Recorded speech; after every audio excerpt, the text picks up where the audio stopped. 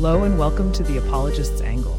For today, October 19th, 2024, an AI-generated Christian cultural apologetic perspective on today's news.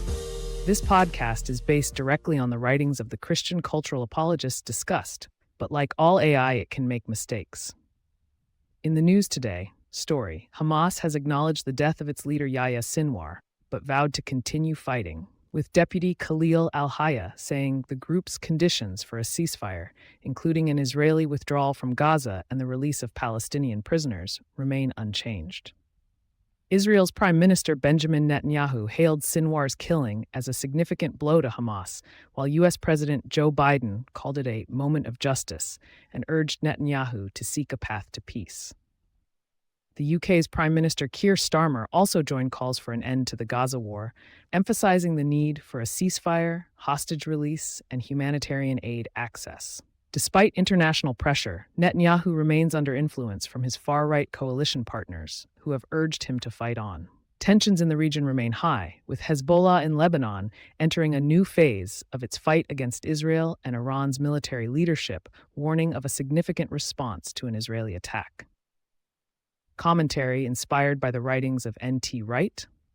The Labyrinth of Evil, Reflections on Gaza and the Human Condition. As we navigate the complexities of the Gaza conflict, it becomes increasingly evident that the problem of evil is not merely an abstract philosophical conundrum, but a lived reality that affects us all with unflinching starkness.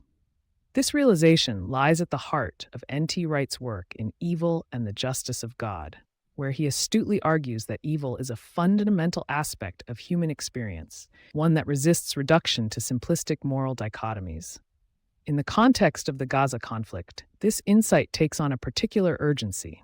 The killing of Hamas leader Yahya Sinwar has been hailed by some as a moment of justice, but it is clear that such actions only serve to perpetuate a cycle of violence and retribution.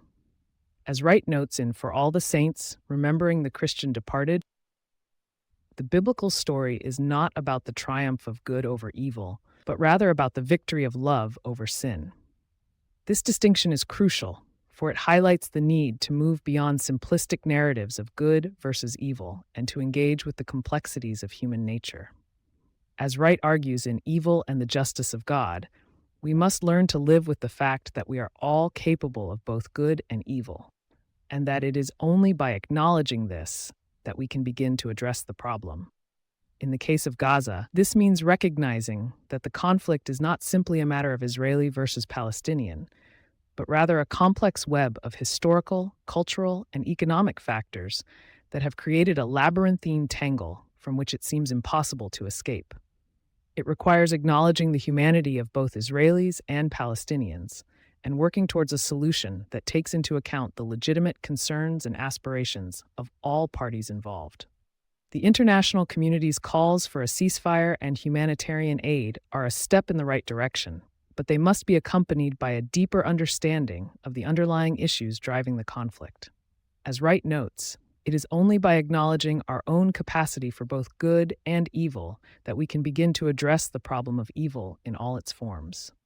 Ultimately, this requires a fundamental shift in how we approach conflicts like Gaza. Rather than seeking simplistic solutions or relying on military might, we must engage with the complexities of human nature and work towards creating a world where love triumphs over sin. This is not a naive or utopian vision, but rather a recognition that the only way to break the cycle of violence is through a commitment to empathy, compassion, and understanding.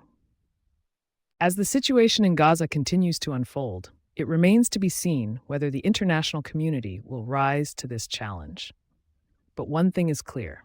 If we are to have any hope of escaping the labyrinthine tangle that has consumed Gaza, we must begin by acknowledging our own capacity for both good and evil, and work towards creating a world where love triumphs over sin. In this sense, the conflict in Gaza serves as a microcosm of the broader human condition, revealing the deep-seated flaws and contradictions that lie at the heart of our shared humanity. It is a symptom of a deeper disease, one that can only be addressed by confronting the complexities and nuances of human nature head-on. By doing so, we may yet find a way to break free from the labyrinth of evil that has consumed Gaza and create a world where love triumphs over sin. Thank you for listening to today's episode of The Apologist's Angle. Be sure to come back tomorrow for a new take on the day's news from the perspective of Christian cultural apologetics.